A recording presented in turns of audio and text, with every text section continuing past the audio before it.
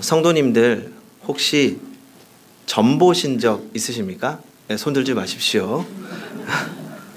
아마 점집을 다니시는 분들은 당연히 없겠지만 그래도 뭐 신문이나 인터넷을 통해서 이 오늘의 운세 정도는 재미삼아 보신 분들은 계실 것 같습니다.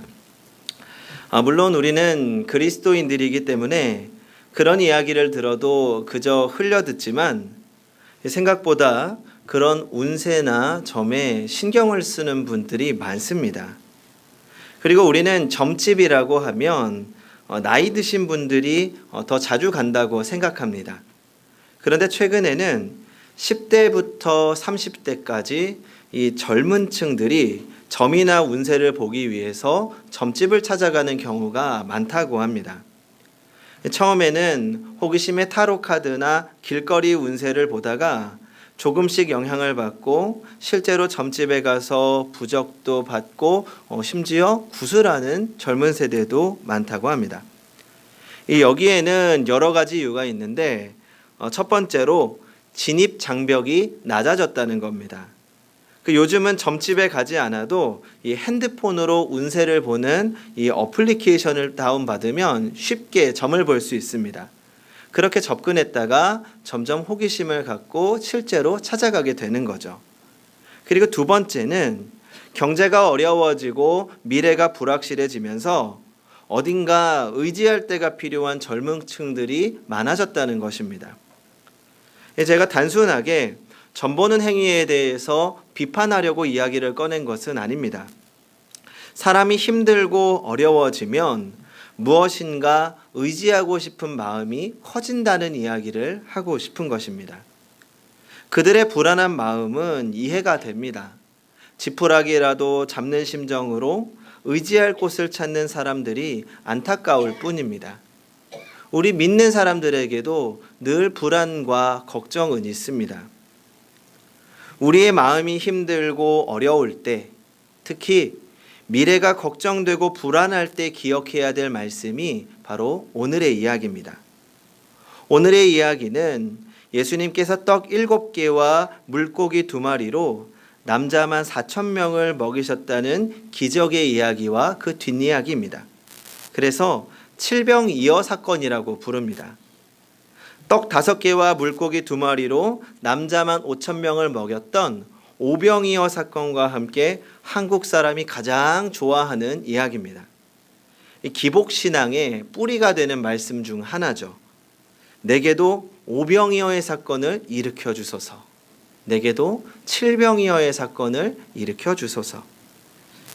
저는 기복신앙을 참 싫어합니다. 한국 교회를 망친 이유 중 하나라고 생각하기 때문입니다.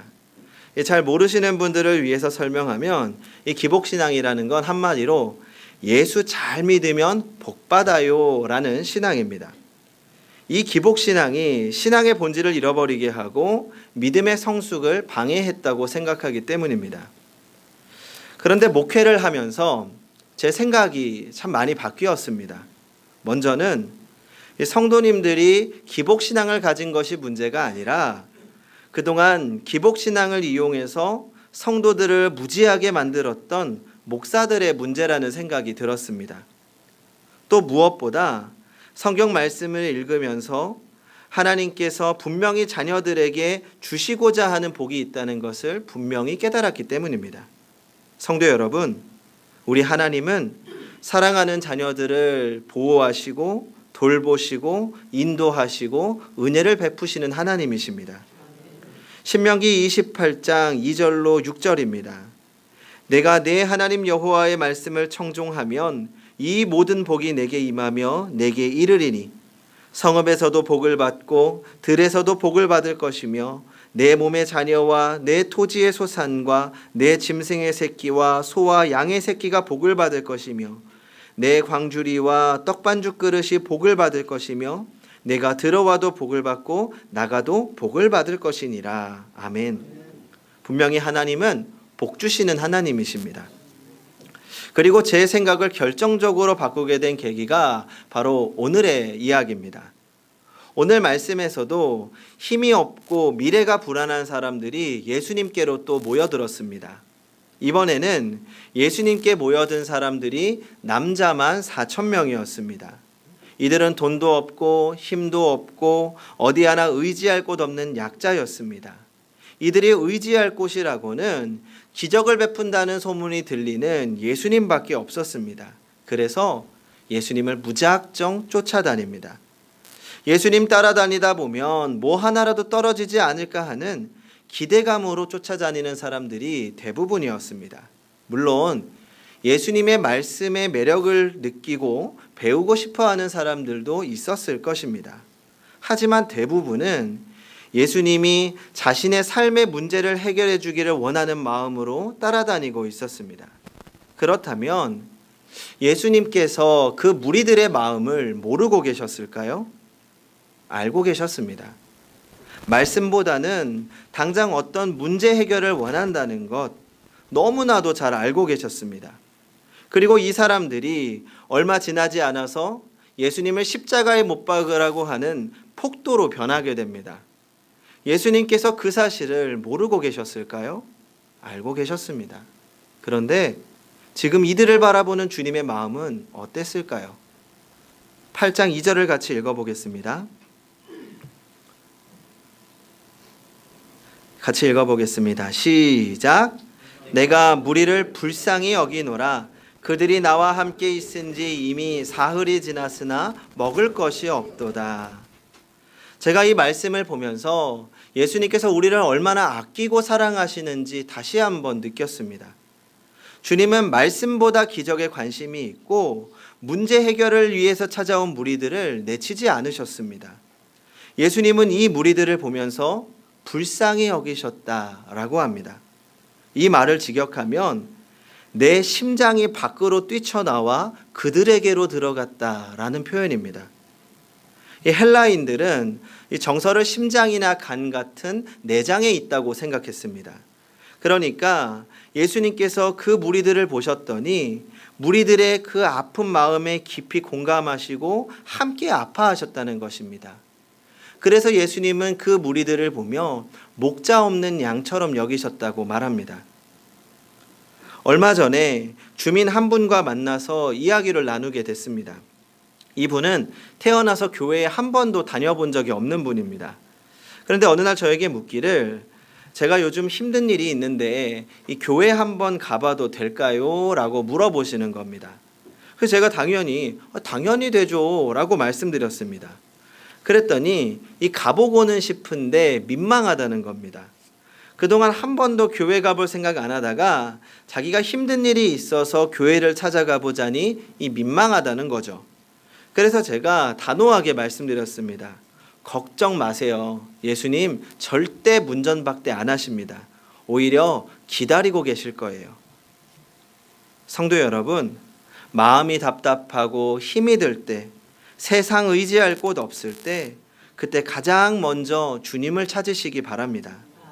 주님만이 우리의 유일한 의지할 곳이고 주님만이 우리의 든든한 능력이 되십니다. 때로는 힘들 때만 주님을 찾는 우리 모습이 스스로 부끄러울 때도 있습니다. 하지만 주님은 그렇게라도 우리가 주님 찾기를 기다리십니다. 오히려 우리를 불쌍히 여기시며 우리와 함께 아파하시며 우리를 위로하시는 하나님이십니다. 그러나 그러면서도 우리는 조금 더 믿음이 성숙해져 가야 합니다. 주님께서 우리에게 바라시는 모습은 그저 힘들 때만 주님 찾기를 원하시는 것은 아닙니다. 주님은 우리의 믿음이 언제까지나 무리의 신앙으로 머물러 있기를 원하진 않으십니다. 그래서 예수님은 항상 무리와 제자들을 구분하셨고 무리들에서 제자들로 변하기를 원하셨습니다. 또 제자들은 더욱 성숙한 제자가 되기를 기대하고 계십니다. 이어지는 장면에서 우리의 성숙을 향한 예수님의 기대가 나타납니다.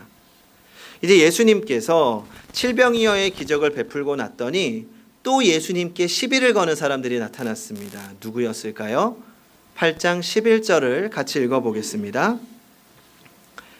시작. 바리새인들이 나와서 예수를 힐난하며 그를 시험하여 하늘로부터 오는 표적을 구하거늘. 참 대단한 사람들입니다.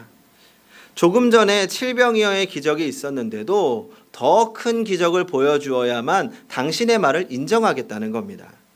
그러자 예수님도 깊이 탄식하시면서 너희들에게는 더 이상 표적을 보여주지 않겠다라고 선언하십니다. 그리고 다시 배를 타고 건너편으로 가고 계셨습니다. 여기서부터 재밌는 장면이 펼쳐집니다. 예수님과 제자들이 무리를 피해서 급하게 도망쳤는지 문제가 생겼습니다. 14절을 같이 읽어보겠습니다. 14절 시작. 제자들이 떡 가져오기를 잊었음에 배에 떡 한 개밖에 그들에게 없더라. 이 급하게 나오느라고 떡을 한 개밖에 챙기지 못한 것입니다. 어쩌면 칠병이어에서 남았던 그 떡 중에 하나인지도 모르겠습니다. 그런데 성경은 갑자기 예수님의 말씀이 시작됩니다. 15절을 같이 읽어보겠습니다. 시작. 예수께서 경고하여 이르시되 삼가 바리새인들의 누룩과 헤롯의 누룩을 주의하라 하시니, 이 예수님은 이 칠병이어 기적 후에 바리새인들이 시비를 걸자 이 제자들에게 이 바리새인들을 조심하라고 가르쳐야겠다 생각하셨던 것 같습니다. 그래서 생각하신 후에 배를 타고 주변의 사람들을 물리치고 조용해지자 이 제자들에게 말씀을 시작하셨습니다. 바리새인과 헤롯의 누룩을 조심하거라. 그런데 제자들의 반응을 보겠습니다. 16절을 같이 읽어보겠습니다. 시작. 제자들이 서로 수군거리기를 이는 우리에게 떡이 없음이로다 하거늘. 지금 전혀 엉뚱한 소리를 하고 있죠. 제자들은 지금 예수님의 말씀에 관심이 없습니다. 지금 예수님이 말씀하시는데 온통 걱정거리로 그 머릿속을 가득해서 이야기를 하고 있는 겁니다. 떡을 가져오지 않았다는 게 지금 가장 큰 문제인 거죠. 아니, 이 떡이 없다는 문제 때문에 옆에서 말씀하시는 예수님의 음성을 제대로 듣지도 못하고 있는 겁니다. 이제 예수님도 화가 나셨습니다. 약간은 거칠어진 목소리로 제자들에게 말씀하십니다. 17절부터 19절입니다. 제가 읽어보겠습니다.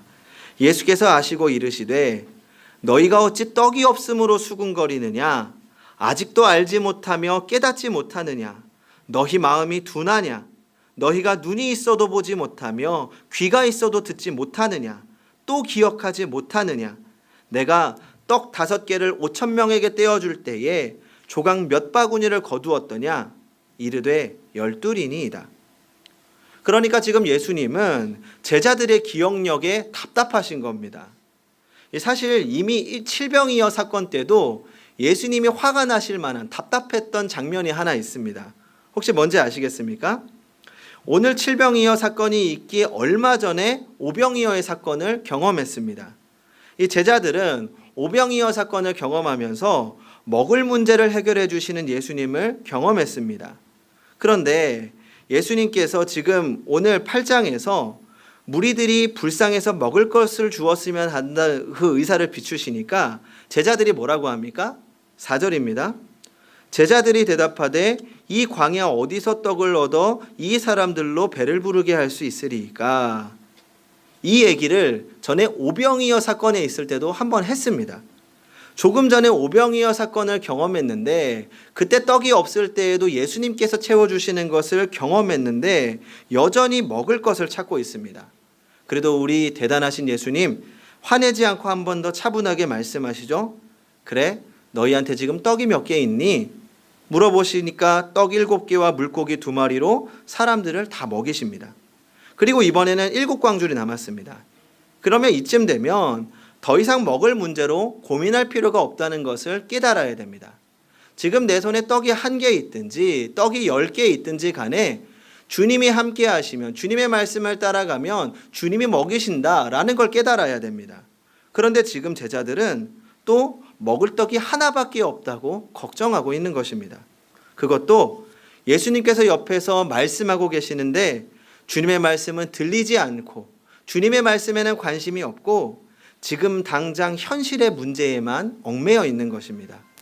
그러니 예수님도 얼마나 답답하셨겠습니까?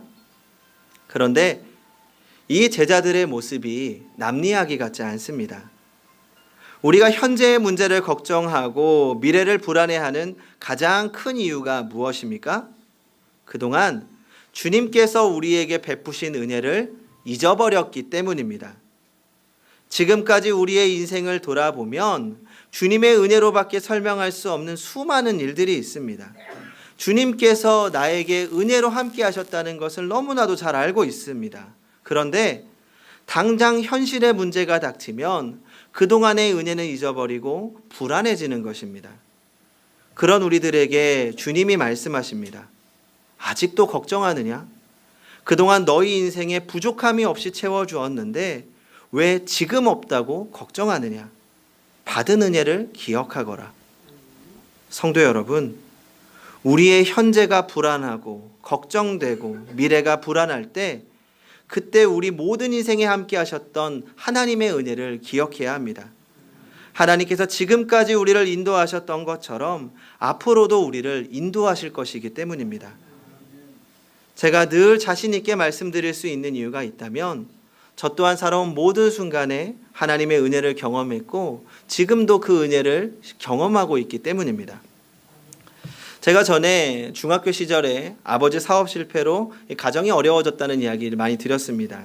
그래서 어머니가 항상 저에게 두 가지를 꼭 말씀하셨는데, 한 가지는 결혼은 네 돈으로 가라. 그래서 그때부터 이제 장교로 준비를 했던 거죠.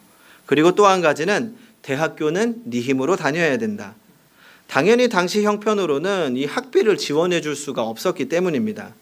물론 아르바이트를 하면서 학비를 마련하는 것도 의미 있는 일이지만 이 문제는 제가 대학교에서 공부하는 동안은 학업에만 집중하고 싶었다는 게 문제입니다. 그러면 방법이 뭐가 있습니까? 뭐가 있을까요? 학자금 대출을 받고 나중에 갚는 수밖에 없었습니다. 그리고 시간이 지나서 대학교에 입학하게 됩니다. 대학교 4년을 마치고 신대원 3년을 마쳤습니다. 그런데 그 7년 동안 제가 학비를 위해서 아르바이트를 하거나 학비를 위해서 학자금 대출을 받은 적이 단 한 번도 없습니다. 그렇다고 그동안 저희 집 형편이 좋아진 것도 아닙니다.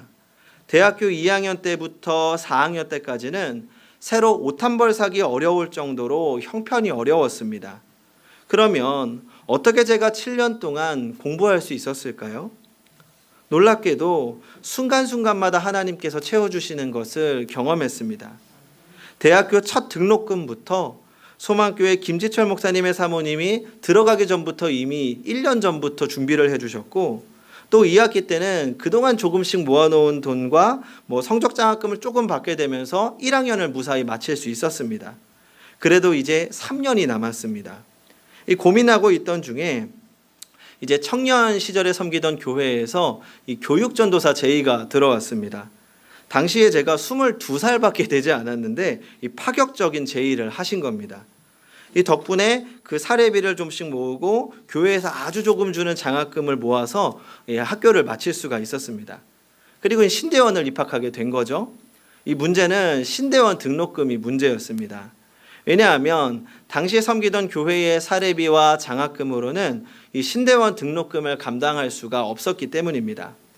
다행히 1년 동안은 어찌어찌 모아놓았던 돈으로 학비를 낼 수 있었지만 이 남은 2년 동안은 이제 드디어 내가 대출을 받아야 할 시기가 왔다, 그렇게 걱정하고 있었습니다.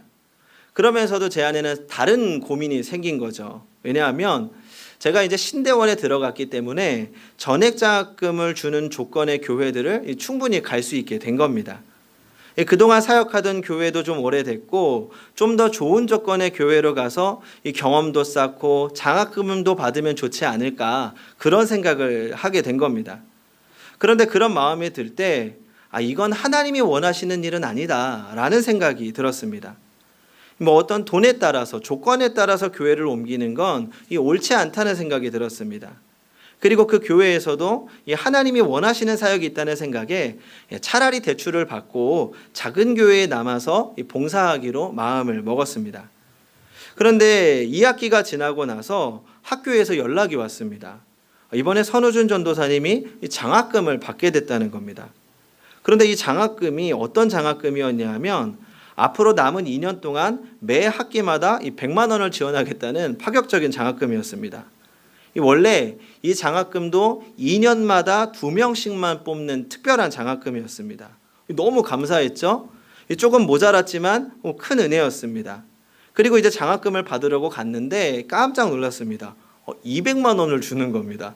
그래서 제가 원래 받기로 했던 건 100만 원인데요 했더니 올해부터 200만 원으로 올랐다는 겁니다. 할렐루야. 그래서 정말 제가 준비했던 돈, 그러니까 교회에서 조금 나오는 장학금과 학교 장학금을 딱 맞추면 정확하게 등록금이 마련되었던 겁니다. 그리고 은혜로 졸업할 수 있게 된 거죠.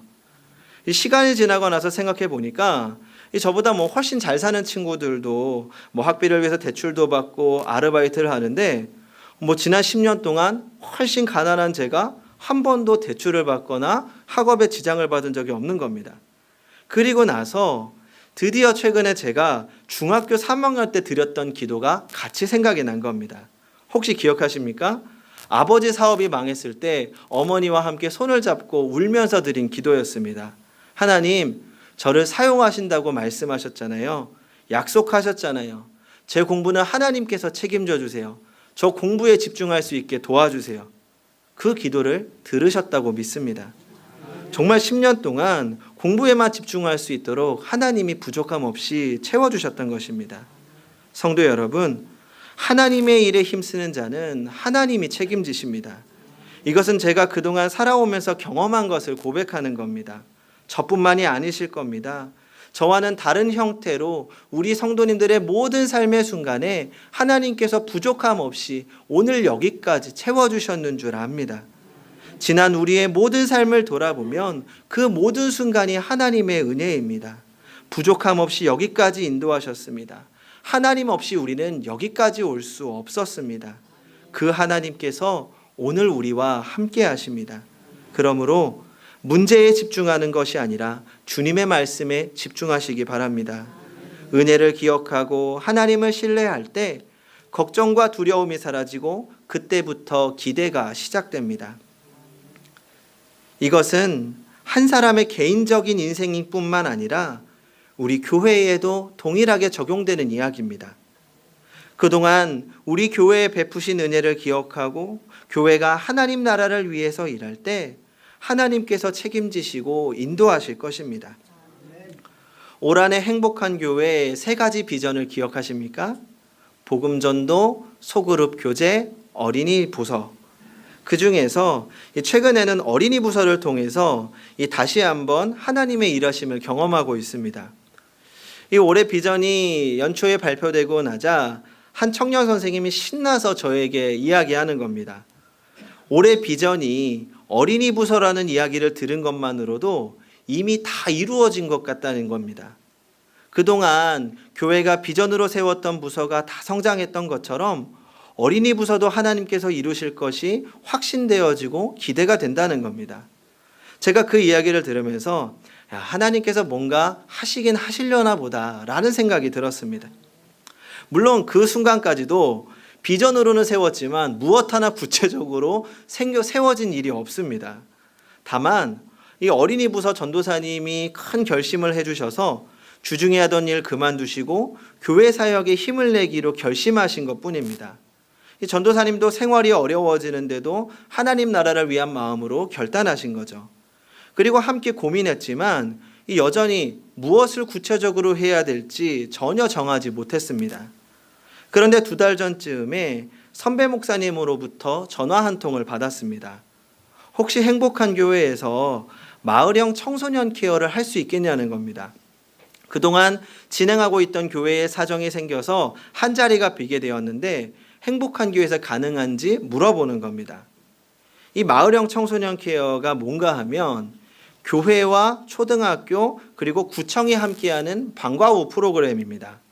이 교회에서는 장소와 보조 선생님 그리고 최소한의 예산을 지원하면 구청에서 대부분의 예산을 지원하고 또 학생들은 초등학교에서 모집해주고 이 교회에서 토요 방과 후 활동을 하게 되는 겁니다. 이 프로그램 운영도 외부에서 해주기 때문에 교회에서는 이 최소한의 노력과 지원으로만 프로그램을 운영할 수 있는 거죠. 게다가 학생 모집도 교회가 하는 게 아니라 초등학교에서 해주니 이 믿지 않는 부모님들에게도 신뢰를 얻을 수 있는 기회가 생긴 겁니다. 제가 제안을 받고 계획하면서 야, 하나님 정말 대단하시다, 그런 생각이 들었습니다. 하나님 안에서 교회가 뜻을 세운 순간 하나님께서 이미 계획하고 이루어가고 계신다는 것을 다시 한번 경험합니다. 물론 앞으로 또 이 사역이 어떤 열매를 맺을지 알 수 없지만 분명히 하나님 안에서 뜻을 세우고 하나님이 원하시는 방향이라면 하나님께서 이루어 가실 것을 확신합니다. 하나님께 집중하고 하나님의 일에 힘쓰는 자는 하나님이 책임지시기 때문입니다. 성도 여러분, 이제 깨닫고 기억해야 합니다. 현재가 불안하고 미래가 걱정되십니까? 우리를 너무 사랑하시는 주님 앞으로 먼저 나아가시기 바랍니다. 그리고 주님이 주신 은혜를 하나하나 세어보시기 바랍니다. 지금까지 우리의 인생을 책임지신 주님께서 우리를 책임지실 것입니다. 그렇게 주님 안에서 주님의 인도하심을 경험하는 성도님들이 되시기 바랍니다. 기도하겠습니다. 우리를 너무 사랑하시는 하나님, 우리의 이기적인 신앙마저도 불쌍히 여기시고 안아주시는 주님의 사랑에 감사드립니다. 세상을 살아가면서 현실을 바라볼 때 여전히 불안과 걱정이 있습니다. 하지만 그때마다 지금까지 함께 하신 주님을 생각하며 주의 은혜를 기억하게 하여 주시옵소서. 함께 하신 주님께서 앞으로도 우리의 인생을 책임지실 줄 믿습니다. 하나님을 신뢰함으로 현실의 문제를 넘어 하나님 나라를 꿈꾸며 살게 하여 주시옵소서. 그렇게 하나님 안에서 하나님이 책임지는 인생 되게 하여 주시옵소서. 예수님의 이름으로 기도합니다. 아멘.